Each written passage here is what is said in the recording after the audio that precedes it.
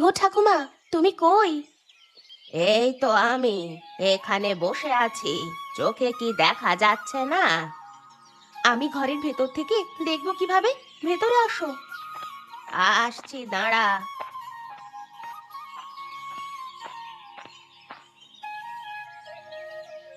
এখন বল দেখি, কি হয়েছে? এমন গলা ফাটিয়ে ডাকার কি কারণ? ঠাকুমা, এখন তো ভালোই চলছে আমাদের সেলাইয়ের কাজ, কিন্তু আমি তো একা আর এত কাপড় বানাতে পারছি না গো। প্রতিদিন যে পরিমাণ চাহিদা থাকে তার সাথে তাল মিলিয়ে সব তো আর দিতে পারছি না। আমার এখন আরো কয়েকজন মেয়ের প্রয়োজন। হ্যাঁ, কথাটা তুই ঠিকই বলেছিস। এখন তো আর পুরুষরা মহিলাদের কাপড় বানায় না, তাই তোর বানানো মহিলাদের কাপড়ের চাহিদা অনেক বেশি বেড়ে গেছে। এখন আরো মহিলা পাবো কোথায় আমার সাথে কাজ করার জন্য? আর কয়েকজন মিলে আমার সাথে কাজ করলে ভালো হতো গো ঠাকুমা। আচ্ছা রিপা, তুই এত অস্থির হোস না তো। আমি দেখি বিকেলে কয়েকজনের বাড়ি যাব। কেউ যদি কাজ শিখতে ইচ্ছুক হয়ে থাকে তাহলে তোর কাছে নিয়ে আসবো, তুই শিখিয়ে পড়িয়ে নিস। রিপা, ও রিপা, বোন বাড়িতে আছো নাকি? হ্যাঁ, ভিতরেই আছি। তা আপনারা কে আর কোথা থেকে আসছেন? আমরা এই গ্রামেই থাকি। আসবো নাকি ভিতরে?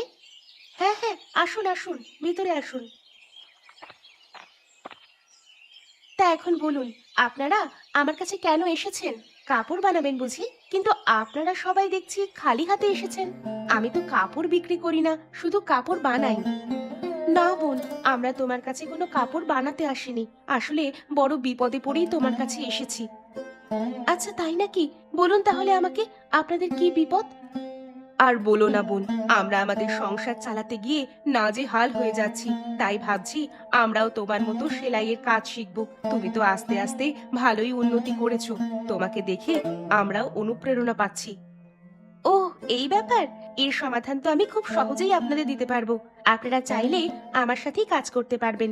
এমনিতেই আমার আরো কয়েকজন মেয়ে লাগতো। একা একা আর কাজ করে শেষ করতে পারি না। সত্যি বলছো তুমি? আচ্ছা ঠিক আছে, তুমি আমাদের বড্ড উপকার করলে। আমি বাজারের দোকান থেকে 3-4টে সেলাই মেশিন আনিয়ে রাখতে বলেছিলাম, কারণ আমি কয়েকজন মেয়েকে আমার সাথে কাজে রাখতে চেয়েছিলাম। এখন তাহলে আমি কাল বা পরশুদিন আপনাদের জন্য মেশিন আনিয়ে রাখবো। আপনারা কালকে সকালে এসে একটু খবর নিয়ে যাবেন, কেমন? আচ্ছা, বাঁচালে আমাদের।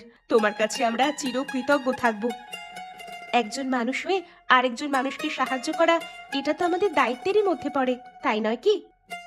সেটা আর কজন তোমার মতো করে ভাবে বলো? আচ্ছা, আমরা এখন তাহলে যাই। সকালে একবার এসে খোঁজ নিয়ে যাব সেলাইয়ের মেশিন এসেছে কিনা। হ্যাঁ, তাই আসবেন। আচ্ছা ঠিক আছে তাহলে।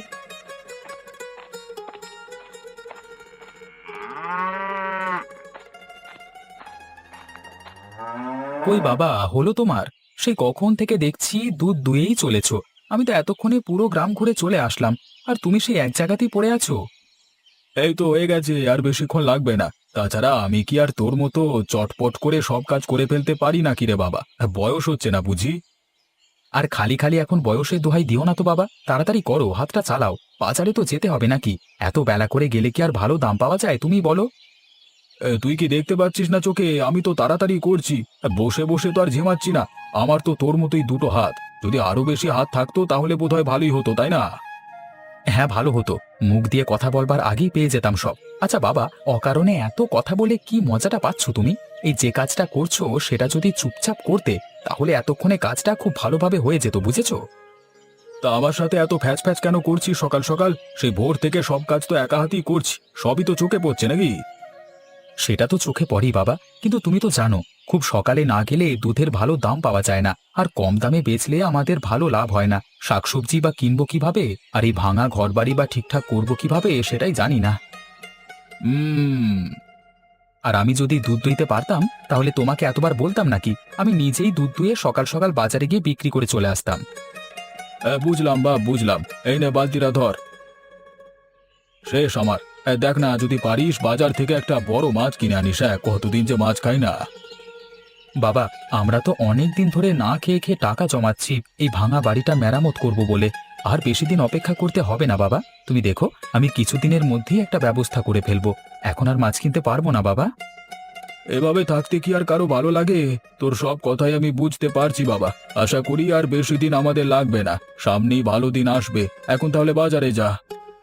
আচ্ছা, এক্ষুনি যাচ্ছি। তুমি কিন্তু আজকে জমিদারের বাড়ি থেকে কাজ শেষ করে তাড়াতাড়ি ফিরবে, একদম রাত করবে না। আমি বাজার এনে রান্না বসিয়ে দেব। আজ রাতে আমরা একসাথে খাবো।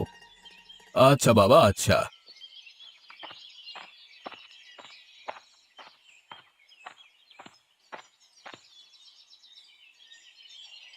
মোড়ল মশাই, আমি এসেছি। আজ কি কি কাজ করতে হবে তাড়াতাড়ি বলুন। আজকে রাতে একটু তাড়াতাড়ি বাড়ি যেতে হবে, ছেলেটা বলে দিয়েছে। কেন রে, তাড়াতাড়ি যেতে হবে কেন? কি হয়েছে? বাড়িতে কোনো অনুষ্ঠান আছে নাকি?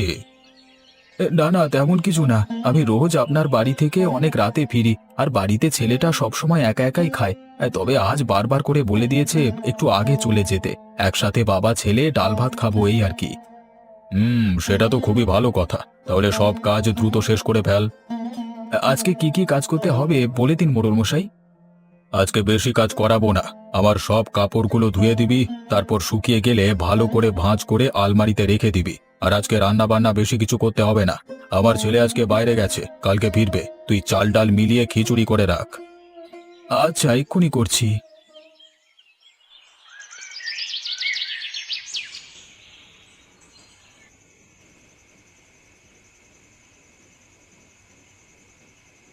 বাবা, শেষমেশ যে তুমি আসতে পেরেছো, আমি তো অবাক হয়ে গেলাম। সত্যি কথা কি জানো বাবা, আমি না আসলে ভেবেছিলাম তুমি আসবে না, আমাকে শুধু শুধু খুশি করবার জন্য কথা দিয়েছো। কেন রে বাবা, আমাকে এত অবিশ্বাস কেন? এখানে অবিশ্বাসের কথা নয় বাবা, এখানে কথা হচ্ছে দায়িত্বের। তুমি তোমার কাজের ক্ষেত্রে অনেক বেশি দায়িত্বশীল। তুমি মোটেও তোমার কার্য শেষ না করে আমার কথা শুনে বাড়ি চলে আসতে না। আজ কেন আসলে বলো তো বাবা? তা তুই কথাটা মিথ্যে বলিসনি বাবা। আমি আজকে গিয়ে এই মোড়ল মশাইকে বলেছি আমাকে আগে ছুটি দিতে হবে। তাছাড়া আজ মোড়ল মশাই ছেলেও বাড়িতে ছিল না, তাই জন্যই তাড়াতাড়ি আসতে পেরেছি। কারণ রান্না বান্না কম ছিল। ওনার ছেলে থাকলে তার তো আবার আবদারের শেষ থাকে না। সারাদিন এই কাজ ওই কাজ একটার পর একটা বলতেই থাকে। যাই হোক বাবা, এখন আমরা আমাদের কথা বলি। হ্যাঁ, সেটাই বল। বাবা, তুমি আজকে বড় মাছ খেতে চেয়েছিলে। আমি অবশ্য বড় মাছ আনতে পারিনি, তবে কিছু ছোট মাছ এনেছি, রান্নাও করেছি। খেয়ে বলো তো কেমন হয়েছে। মাছ কিনবার টাকা পেলি কোথায়? আজকে তাড়াতাড়ি বাজারে যেতে পেরেছি বলে দুধ ভালো দামে বিক্রি করতে পেরেছি, তাই তোমার জন্য মাছ নিয়ে এসেছি। আমি তো অনেক কিছুই খেতে চাই, তাই বলে সবকিছু কি সম্ভব নাকি? কেন করতে গেলি এই কাজ? তুই তুই তো বললি বাড়ি মেরামতের জন্য এখন টাকা পয়সা জমাতে হবে, তাহলে কেন শুধু শুধু পয়সা খরচ করে মাছ নিয়ে এসেছিস? চুপ করে খাও তো বাবা। আচ্ছা বাবা, আমাদের গ্রামে কোনো মহিলা মানুষ থাকে না কেন? মেয়েদের সব কাজ আমরা ছেলেরা কি করতে পারি? তা কি আর করা যাবে বল? তোর মা মারা যাবার পর থেকে মেয়েদের সব কাজ তো আমরা দুজনে মিলেই করছি, তাই না? কিন্তু আমাকে বলো তো, এই গ্রামে কেন মহিলারা থাকে না? কেন মহিলা আর পুরুষদের আলাদা গ্রাম? এমনটা কি অনেক আগে থেকেই ছিল বাবা? না রে বাবা, এটা আগে থেকে ছিল না। আগে তো সব মহিলা পুরুষ মিলেমিশেই এক গ্রামে থাকতো। আর তখন ছোটখাটো যে কোনো কারণে অকারণে ঝগড়া হলেই কিছু কিছু পুরুষ মহিলাদের গায়ে হাত তুলতো। আর প্রতিদিন সকালবেলায় দলে দলে লোক যেত মোড়ল মশাইয়ের বাড়িতে নালিশ করতে। তাই নাকি? এসব হতো আগে? প্রতিদিন লোকজন দলে দলে গিয়ে মোড়ল মশাইকে ঘুম থেকে ওঠাতো। এমন সব ঝামেলা পোহাতে পোহাতে একদিন রাগ করে মোড়ল মশাই বললেন, তোরা মহিলাদের জন্য আলাদা গ্রাম কর আর পুরুষদের জন্য আলাদা গ্রাম কর। তোদের একজনের চেহারা আর একজন যাতে দেখতে না পায়। রোজ রোজ নালিশ শুনতে শুনতে আমি কিছুদিন পর পাগলা গারদে চলে যাব, এই আর কি। তারপর কি হলো বাবা?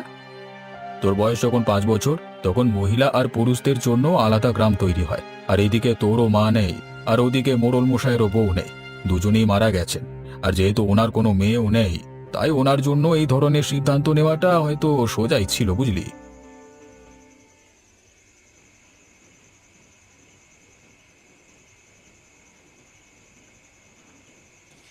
কি রে মা, দেখেছিস তোর এই কাপড়ের ব্যবসাটা দিনে দিনে বড় হয়ে যাচ্ছে।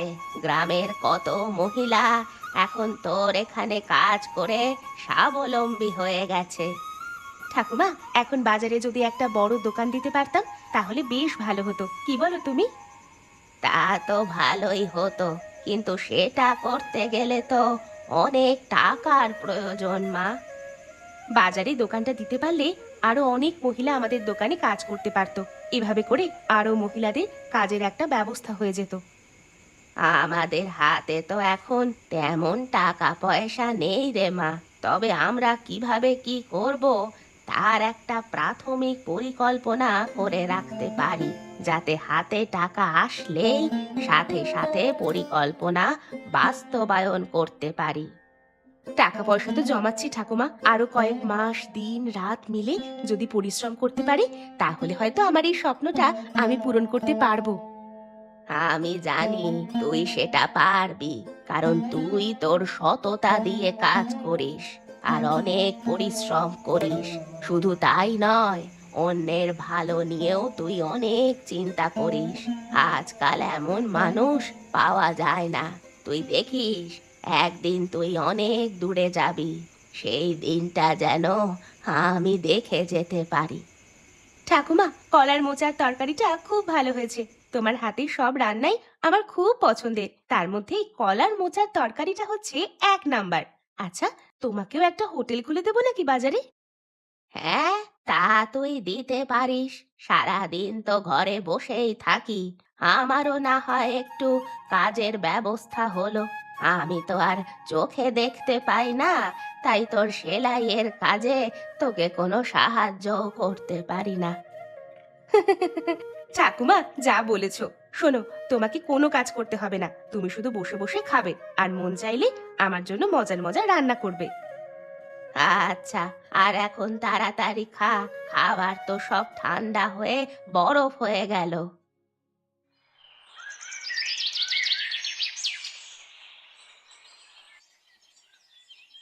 ইস, কিভাবে যে তুমি এমন জ্বর বাঁধালে বাবা! এখন তোমাকে নিয়ে আমি কি করব?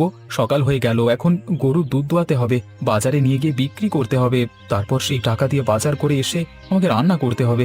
তা এত সব কিছু এক হাতে আমি কখন করব কিছুই বুঝতে পারছি না। তুই তোর কাজে চলে যা, আমাকে নিয়ে এত ভাবিস না, আমি ঠিক সামলে নিতে পারবো।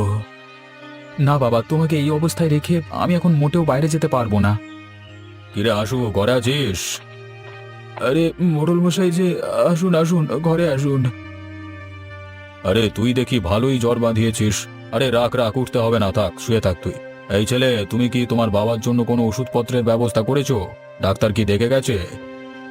এত কিছুর ব্যবস্থা এখনো করতে পারিনি, আমি একা মানুষ, কোন দিক রেখে কোন দিকে সামলাবো বলুন তো। তা তো অবশ্য দেখতেই পাচ্ছি।